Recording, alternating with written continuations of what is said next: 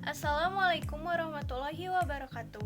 Perkenalkan, kami dari kelompok 8 akan membahas materi tentang tunjangan dan pengabdian. Selanjutnya adalah materi mengenai tunjangan.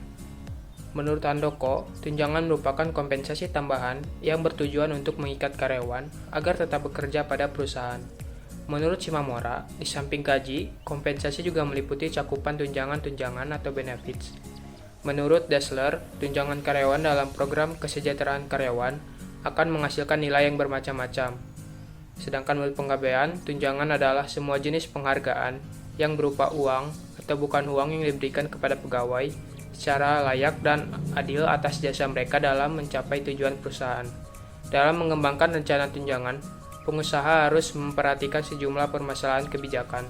Hal ini meliputi tunjangan apa yang akan ditawarkan, siapa yang akan menerima jaminan, bagaimana mendanai tunjangan, bagaimana menyampaikan pilihan tunjangan kepada karyawan. Lalu ada macam-macam tunjangan. Berdasarkan sifatnya ada dua macam tunjangan, yaitu tunjangan tetap dan tunjangan tidak tetap.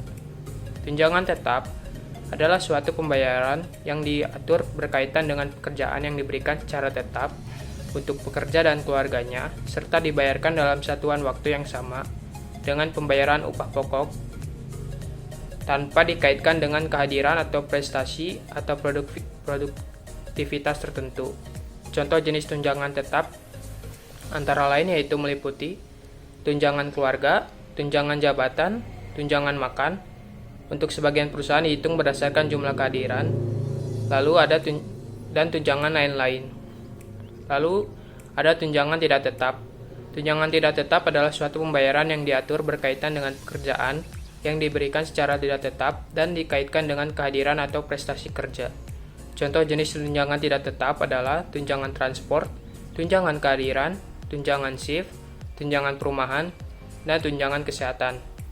Lalu ada materi tentang tujuan tunjangan. Menurut Shimamura, tunjangan digunakan untuk membantu organisasi memenuhi satu atau lebih dari tujuan-tujuan berikut. Yang pertama adalah meningkatkan moral karyawan, yang kedua memotivasi karyawan, ketiga meningkatkan kepuasan kerja, keempat memikat karyawan-karyawan baru, kelima mengurangi perputaran karyawan, keenam menjaga agar serikat pekerja tidak campur tangan, ketujuh menggunakan kompensasi secara lebih baik, kedelapan meningkatkan keamanan karyawan, kesembilan mempertahankan posisi yang menguntungkan, dan kesepuluh meningkatkan citra perusahaan di kalangan karyawan. Lalu ada prinsip tunjangan. Menurut Wibowo, bahwa prinsip tunjangan memberikan kontribusi bagi organisasi, setidak-tidaknya sama dengan biaya yang telah dikeluarkan bagi program tersebut. Terdapat beberapa prinsip umum yang sebaiknya diterapkan menurut Wibowo, yaitu pertama adalah tunjangan karyawan harus selalu memenuhi kebutuhan nyata. Kedua, tunjangan-tunjangan haruslah dibatasi kepada aktivitas-aktivitas di mana kelompok lebih efisien dibanding individu. Ketiga, program tunjangan haruslah bercirikan fleksibilitas yang memadai demi memungkinkan adaptasi terhadap berbagai kebutuhan-kebutuhan karyawan. Yang keempat, jika perusahaan ingin meraih apresiasi dari penyediaan jasa-jasa karyawan, perusahaan haruslah melakukan program komunikasi yang ekstensif dan terencana dengan baik. Pemberian tunjangan kesejahteraan atau rumensasi bagi pegawai merupakan bentuk apresiasi terhadap prestasi kerja setiap pegawai dalam melaksanakan tugas dan fungsi termasuk tugas-tugas tambahan yang diberikan. Pemberian tunjangan kesejahteraan ini diharapkan capaian beban kerja pegawai yang telah diberikan kepada pegawai dapat terrealisasi sebagaimana kontrak kerja antara pegawai dengan pimpinannya. Dan tunjangan ini bersifat tidak tetap, bisa naik maupun bisa turun, tergantung dengan prestasi pegawai itu sendiri. Maka pemberian tunjangan karyawan adalah program untuk peningkatan kesejahteraan karyawan, baik material dan non-material, tidak langsung sebagai bentuk balas jasa dalam bentuk selain upah atau gaji. Mungkin seperti itu materi yang dapat saya berikan. Terima kasih. Di sini saya akan menjelaskan materi tentang pengabdian. Pengertian pengabdian. Menurut Hasibuan 2005, pengabdian kerja dapat diartikan sebagai salah satu unsur yang digunakan dalam penilaian kesetiaan terhadap pekerjaannya, jabatan, dan organisasi, di mana kesetiaan ini dicerminkan oleh kesediaan karyawan menjaga dan membela organisasi, baik di dalam maupun di luar pekerjaan, dari rongrongan orang yang tidak bertanggung jawab. Adapun ciri-ciri pengabdian terhadap perusahaan. 1. Menjaga dan meninggikan citra perusahaan. 2. Mengerti kesulitan perusahaan. 3. Mempunyai rasa memiliki perusahaan. 4. Bekerja lebih dari yang diminta perusahaan. 5. Menyimpan rahasia perusahaan. 6. Menciptakan suasana yang menyenangkan di perusahaan. Lalu aspek-aspek pengabdian karyawan. 1. Taat pada peraturan. 2. Tanggung jawab pada perusahaan. 3. Kemauan untuk bekerja sama. 4. Rasa memiliki. 5. Hubungan antar pribadi. 6. Kesukaan terhadap pekerjaan. Selanjutnya, penyebab turunnya pengabdian karyawan. 1. Faktor rasional. 2. Faktor emosional. 3. Faktor kepribadian. Adapun cara mengatasi penurunan pengabdian karyawan. 1. Memberikan fasilitas yang menyenangkan. 2. Memberikan gaji yang cukup. 3. Mengusahakan karyawan untuk mempunyai loyalitas. 4. Memberikan kesempatan pada karyawan untuk maju. 5. Menempatkan karyawan pada posisi yang tepat. 6. Menciptakan suasana yang menyenangkan. 7. Memberikan kebutuhan rohani.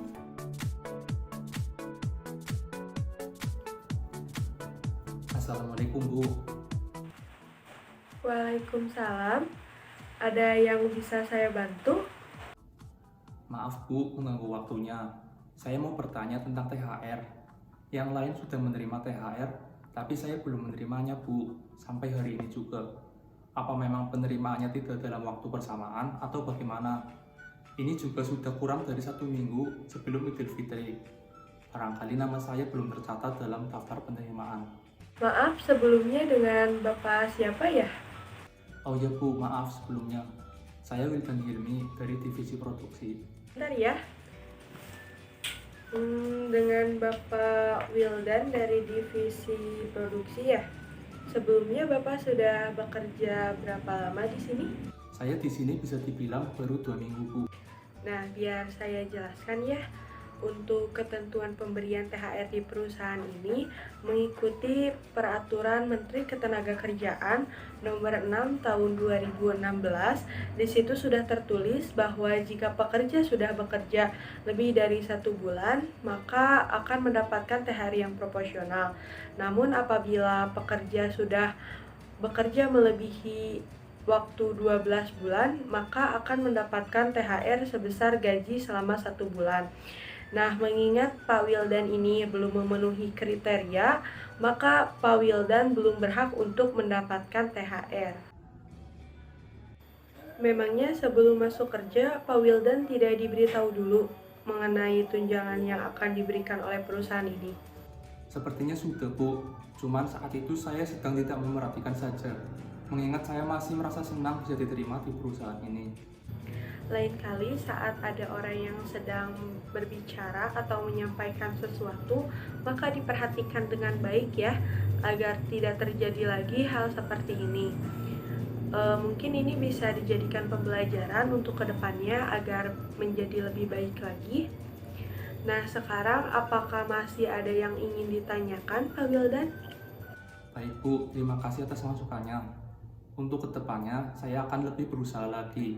Kalau diperbolehkan, saya ingin bertanya, Bu, tentang tunjangan yang akan saya terima di perusahaan ini. Baik, perusahaan ini akan memberikan 8 tunjangan. Ada tunjangan kinerja, ada tunjangan jabatan, tunjangan transport, tunjangan kesehatan, tunjangan lembur, tunjangan hari raya, tunjangan hari libur, dan tunjangan makan. Nah, tunjangan tersebut tidak selamanya berupa uang, seperti tunjangan makan, tunjangan kesehatan, dan juga tunjangan hari libur. Apakah masih ada yang ingin ditanyakan? Maaf Bu, saya ingin bertanya tentang tunjangan hari libur. Itu bagaimana ya? Untuk tunjangan hari libur biasanya ditentukan oleh perusahaan. Biasanya, jika beban kerja dirasa berat, maka perusahaan akan memberikan tunjangan hari libur beserta dengan fasilitas hotel. Hal tersebut dilakukan oleh perusahaan untuk meningkatkan kembali semangat karyawannya. Apakah ada yang ingin ditanyakan lagi, Pak Wildan? Untuk hari liburnya sendiri, itu biasanya keluarganya diikut sertakan atau tidak Bu?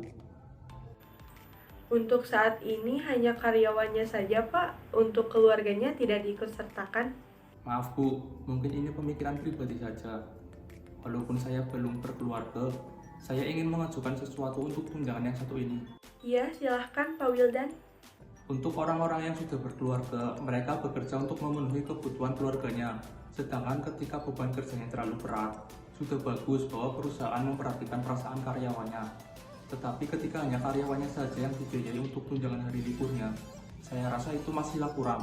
Saya rasa ketika perusahaan membiayai keluarganya juga, karyawannya akan lebih bisa mengembalikan mood dan lebih diperhatikan oleh perusahaan, bahwa perusahaan peduli kepada dia dan keluarganya, yang mana membuat karyawan itu lebih bersemangat dalam mencurahkan segalanya untuk perusahaan ini. Tapi itu semua hanyalah pendapat pribadi saya saja Bu. Semua keputusan ada di tangan perusahaan. Baik, terima kasih Pak Wildan. Masukannya sangat bagus sekali ya. Untuk rapat selanjutnya, saya akan bahas usulan dari Pak Wildan ini agar nanti jadi pertimbangan perusahaan. Untuk kedepannya, jika Pak Wildan ingin memberikan masukan lagi, bisa hubungi saya. Ini juga kan untuk kebaikan perusahaan agar lebih baik lagi ya Pak Wildan. Nah, apakah masih ada yang ingin ditanyakan Pak? Baik Bu, saya rasa sudah cukup paham atas penjelasan dari Ibu. Terima kasih sudah mendengarkan. Mohon maaf sebelumnya apabila mengganggu waktunya. Saya pamit undur diri. Terima kasih. Baik, sama-sama. Sekian dari kelompok kami, mohon maaf bila ada kesalahan. Wassalamualaikum warahmatullahi wabarakatuh.